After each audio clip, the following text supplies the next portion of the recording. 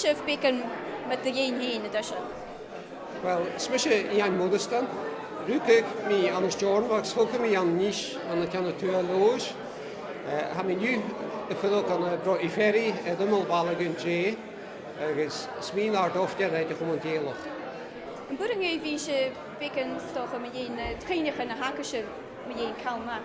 Oh, sorry, good job. She had kind of hakum se kalmak. She, when I'm a hesu, she aan de Stornwag. Dus een lochsie voor de in de stad. Dus een kind of hakum she.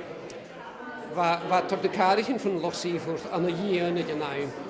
Dus van nabij aan niet ze eerst gedaan. Dus wat voor zaken van balkbak, glakig, eerst aan de jaren. Dus dan een hesu de ski, ik kwam de Lochsievoort. Van mijn smeuiging kreeg eerst gedaan. U hebben zo gemaakt van een moeite met McBrains. Geboren geisen tot kaartje naar boord. Aan de jaren. Dus gaan je eerst. Zo je niet hier kan je hakken ze McBrains nou in 3 is.